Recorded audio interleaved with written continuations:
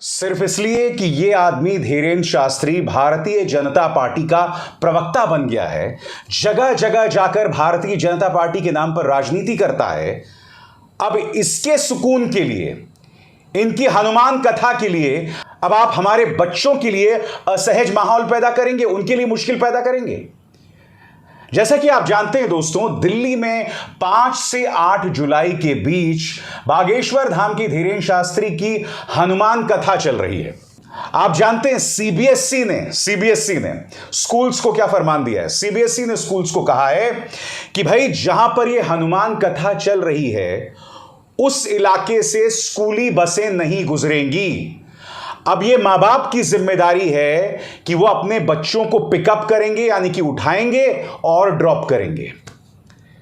हो सकता है दोनों मां बाप नौकरी कर रहे हो।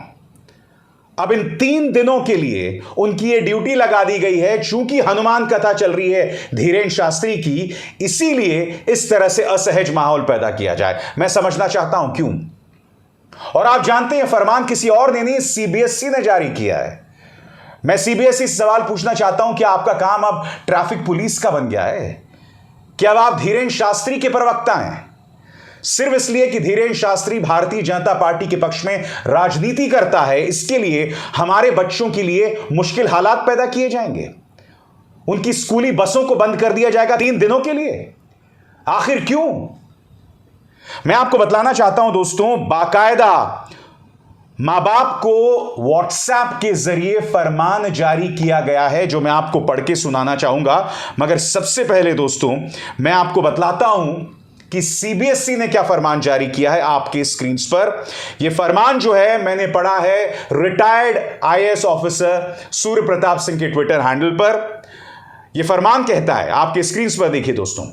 It has been informed by the Office of the Deputy Commissioner of Police, East District, Delhi, that Hanuman Katha is scheduled to be held between 5th of July and 8th of July by Pandit Dhirendra Shastri at Utsav Maidan IP Extension.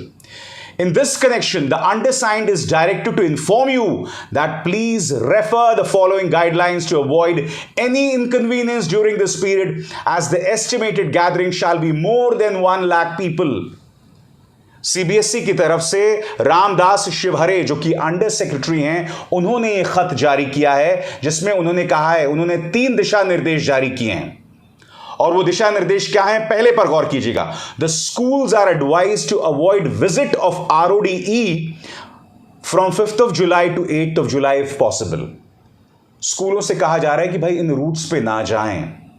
उत्सव मैदान IP extension, जहां पर हनुमान कथा चल रही है। अब ये 3 फरमान तो इन्होंने जारी कर दिए। अब मैं आपको बतलाना चाहता हूं दोस्तों, रायन स्कूल ने माता पिता को क्या फरमान जारी किया है। आपके स्क्रीन पर अंग्रेजी में, फिर मैं उसका हिंदी में अनुवाद करूंगा। Dear parents, greetings from Ryan Mayur Vihar. This is for the bus users who come from Shahadra and Patpadganj area to remain informed that the buses will not ply on their route on 6th and 7th July, as we have received the notification from CBSE for route diversion due to Hanuman Katha by Pandit Dhirendra Shastri. साफ तौर पर कहा गया है कि 6 जुलाई और 7 जुलाई को एक खास रूट पर बसें नहीं चलेंगी।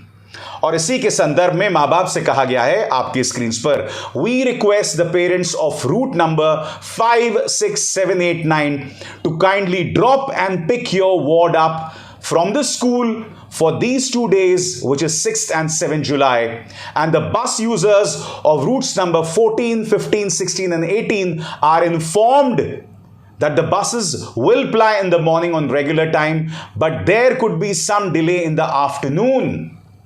यानी कि न सिर्फ कुछ बसें हैं जो नहीं चलेंगी, कुछ अन्य बसें हैं जो शायद लेट पहुंचें या देरी से चलें। मैं फिर आपसे पूछना चाहता हूं दोस्तों, जाहिर सी बात है इसमें सिर्फ मोदी सरकार का हाथ नहीं है, मगर यह फरमान किसने जारी किया है? यह फरमान जारी किया है सीबीएसई ने। और मैं यह भी जानता हूं कि आजकल अरविंद केजरीवाल, जो केंद्र सरकार का कई मुद्दों में साथ देते हैं, इसको लेकर उनका विरोध नहीं रहेगा, बिल्कुल नहीं रहेगा। हालांकि इनमें से जो स्कूल्स दिखाई दे रहे हैं वो सीबीएसई के अंतर्गत आते हैं। यानी कि केंद्र सरकार के अंतर्गत आते हैं, दिल्ली सरकार के अंतर्गत नहीं आते हैं। याद कीजिए दोस्तों, जब बालासोर ट्रेन हादसा होता है, 293 लोग मारे जाते हैं, तब यही धीरेन्द्र शास्त्री एक बहुत ही वाहियात और अनर्गल बयान देता है। क्या बयान देते हैं ये बयान देते हैं कि मुझे पहले से ही भविष्यवाणी हो गई थी, मगर जब लोगों ने इनसे सवाल पूछा कि आपने रोका क्यों नहीं, तो इन्होंने कहा कि भाई भगवान कृष्ण भी तो महाभारत नहीं रोक पाए। यानी कि जो लोग मारे गए, 293 लोग मारे गए, सोचिए उनके दिल पर क्या गुजर रही होगी। इनमें से कई लोग भक्त होंगे इस धीरेन्द्र शास्त्री के, क्योंकि इसका प्रचार प्रसार कोई और नहीं बल्कि भारतीय जनता पार्टी कर रही है। इसके सामने कांग्रेस के नेता कमलनाथ तक नतमस्तक होते हैं। कांग्रेस से लेकर बीजेपी सब इसके सामने नतमस्तक होते हैं।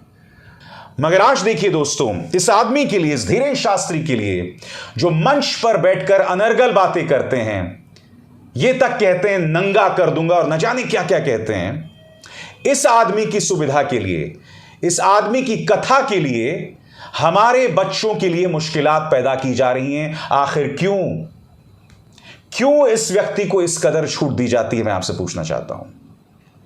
1 लाख लोग जुट रहे हैं, मगर क्या वो 1 लाख लोग इस बात को नहीं समझेंगे कि हमारे बच्चे ज्यादा जरूरी हैं, उनकी सुविधा, उनकी सहूलियत ज्यादा जरूरी है, या फिर धीरेन्द्र शास्त्री ज्यादा जरूरी है?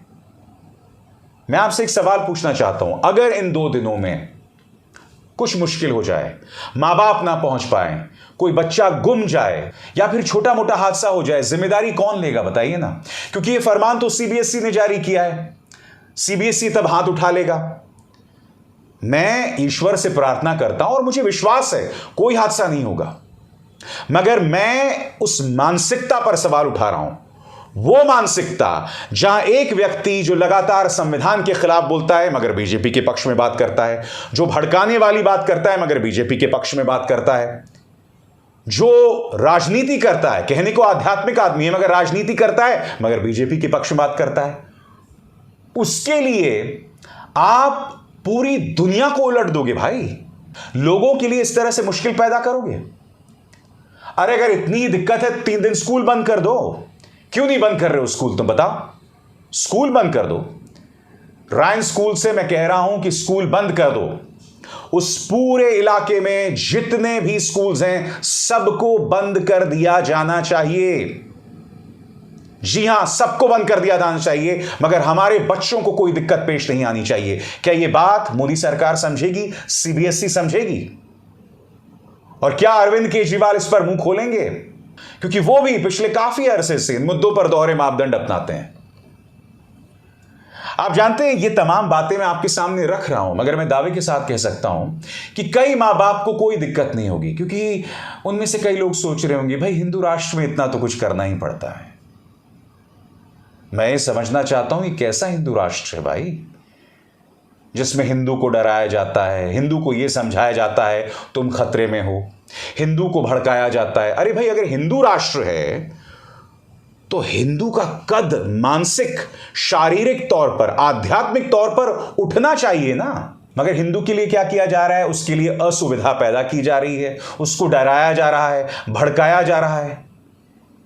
हिंदू राष्ट्र में तो हिंदू का रुतबा सबसे ऊपर होना चाहिए ना, मगर उसे डराकर, धमकाकर, यह समझाकर कि अगर मोदी जी गए तो मुगल आ जाएंगे, तो इससे हिंदू का दर्जा ऊंचे कैसे उठता है मैं समझना चाहता हूं। मुद्दा थोड़ा भटक गया था ना। मैं बात धीरेन्द्र शास्त्री की कर रहा हूं, वो व्यक्ति जो संविधान के खिलाफ बात करता है, मगर उसकी सहूलियत के लिए सीबीएसई ने यह फरमान जारी किया है जो निहायत ही शर्मनाक है। मेरी बात समझ आई आपको? नहीं समझ आई ना? धन्य हैं आप। स्वतंत्र और आजाद पत्रकारिता का समर्थन कीजिए, सच में मेरा साथी बनिए। बहुत आसान है दोस्तों, इस ज्वाइन बटन को दबाइए और आपके सामने आएंगे ये 3 विकल्प, इनमें से एक चुनिए और सच के इस सफर में मेरा साथी बनिए।